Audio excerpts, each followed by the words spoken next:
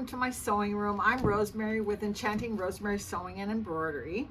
And today I thought we would play around a little bit with making a little girl's dress. Do you remember the days when the pattern books were just full of the Daisy Kingdom dresses?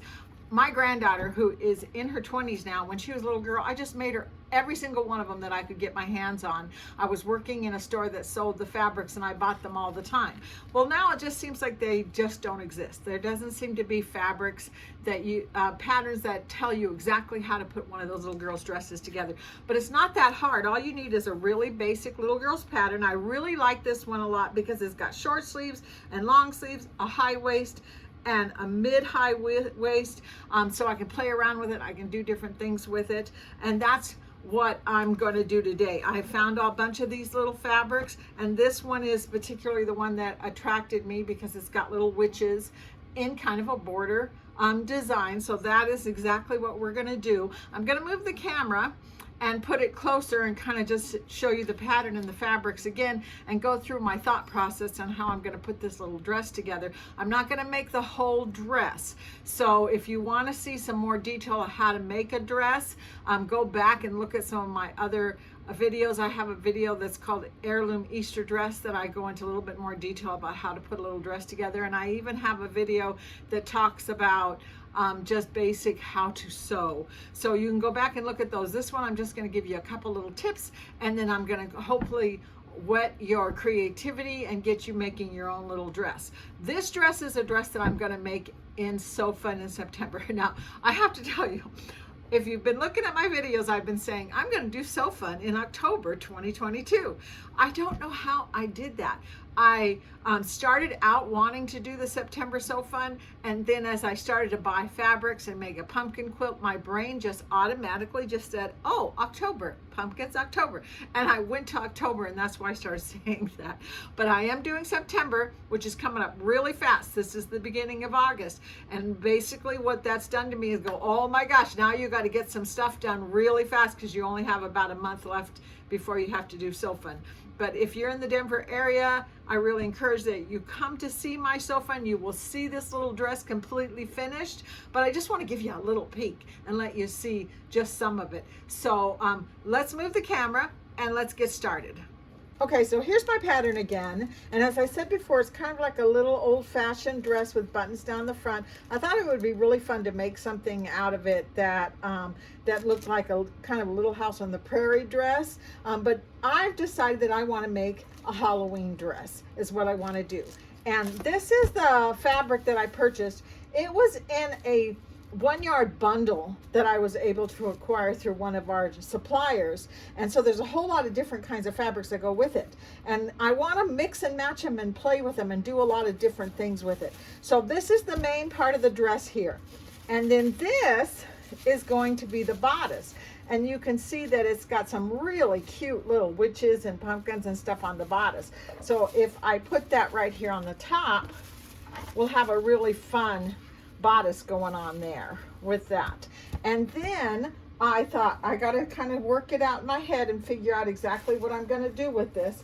I thought that of course a cute little collar would go around the top, and I can't just leave it at that. So I have a whole lot of stuff like this. In fact, let me show you, because I've kind of told you before, I have boxes like this. I go to Joann's and I buy these cute little boxes, and I just fill them full of all my different scraps that and trims and stuff that I've managed to collect over the years. So I can just dig through there and say, what do I have that's Halloween like? And I had, this is some black piping, which I think would look really good around the edges of the collar. And I also have this great big rickrack that somebody gave me somewhere along the line, and that might make its way into this dress. And then I have some little black rickrack, and here's some lime green, which I think would look really cute around the end of the sleeves, or maybe even the yellow would be really pretty. Something that's really fun to do, and I've done it before in the past. This is the sleeve of this pattern, and then if you take the rickrack, I'm gonna go ahead and open this up, and you put it around the edge of the sleeve like that. it comes out really cute, and it makes a different kind of a texture in the dress. So that might make its way into this. I'm not sure. It's kind of a bright yellow compared to the colors in the fabric, but it won't get me down because I have all these other ones I can use as well. I have some more green and some blue and some purple and some orange. I don't know. I'm going to work it out in my head. So these are the sleeves. The sleeves are going to be just, they're going to be pumpkins, and the collar's going to be solid orange. And this is the lining for the bodice.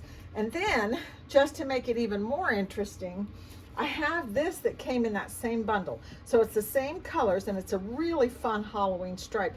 And I thought I would do a ruffle around the bottom of the skirt, and that would add a little bit more to it. And then I have this, which is kind of like a border fabric, a repeat of this border fabric. And I thought I would do a second layer on the top of the dress to go over the top, and then have the buttons show here, but this would just be kind of like a second skirt. And then to make it even more busy, there's this other border print that's got like kitty cats on it, and I thought I would put that across the bottom of that top skirt, and maybe put some black piping, or maybe put a piece of this black rickrack. Oh my gosh, I like the black rickrack right there. I think that's really fun. I don't know. So I'm going to start putting this together, and then I'm going to show you, and you'll get to see what I ended up with. I know I've shown you before in previous videos how to put piping on, but I thought I would just do it again. I used a purling foot at one time, but this is actually a double piping foot. It's got two grooves on the back, one here and one here, and so you could put 2 rows of piping, or you could just decide which side of the foot that you're going to put the piping on. And then it just the opening welt rides on the piping right here, and then you can move your needle over so it's really close. And I've already sewn this on this collar, and I put some interfacing on the back of it. And then here is the other collar, which I will open up and put right on top of that. You could do this in one seam and pin it all together, but I find it easier to sew the piping on first and then go back and do the second seam, just to make sure that I get it accurate. So I'm going to put this foot back on here again, and then I'm going to take this and put it up so that piping that I've already sewn on is in that groove, and the needle is moved all the way over so that you can see. And then I'm going to start sewing this, following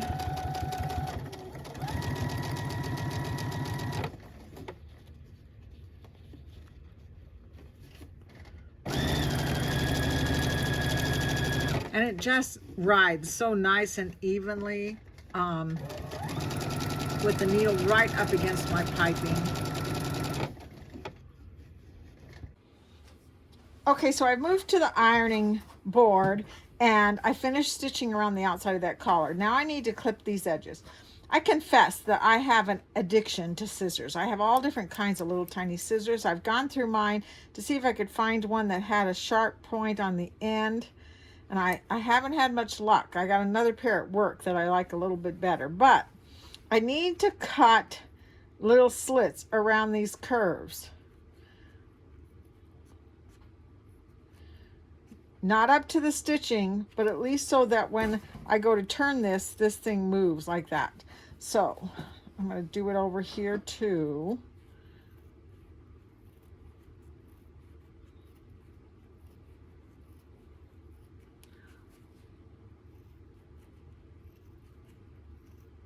I think that's going to do it pretty good. So let's go ahead and turn it inside out. Let's see what we get.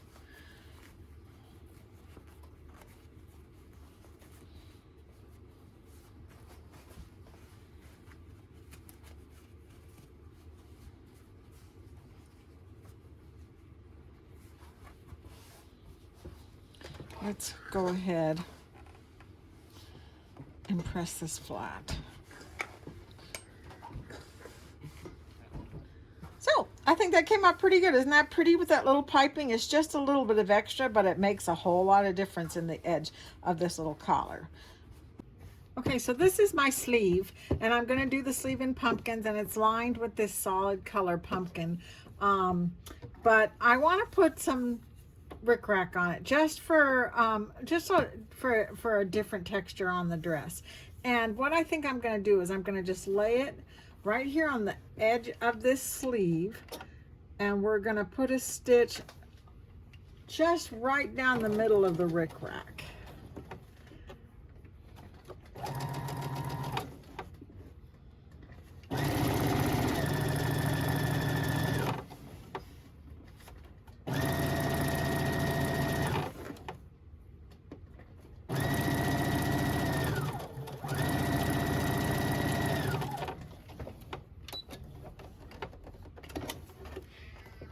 Let's go ahead and cut it.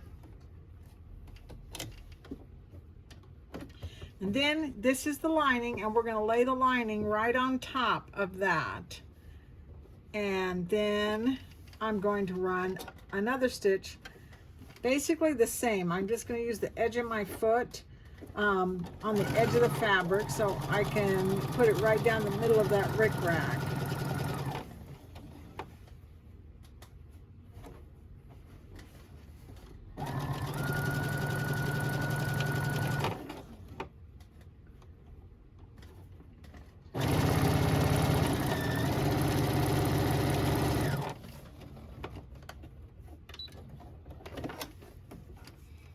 And then if I did this right, when I open it up and pull it this way, take it to the iron and press it, I'm going to have this really pretty edge on the edge. Isn't that nice? It's just like just something different in a design thing to make the dress look a little bit unique and fun.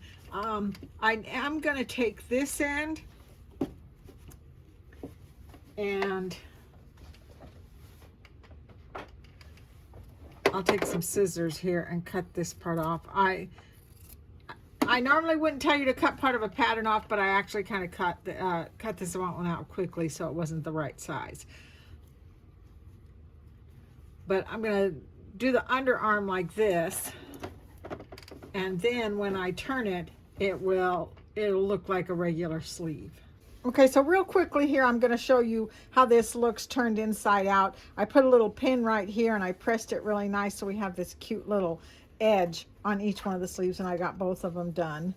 And then what I'm going to do next is I'm going to just gather up this edge and insert it into my dress, and then I'm going to show you what the dress looks like all finished. Okay, so here's the little dress all finished up. I was very pleased with the way it came out. I was a little bit nervous that with all the different fabrics that I was going to use that it was going to be too busy, but it isn't, because the colors and everything just go together really nice, and it just came out to be a really cute little dress.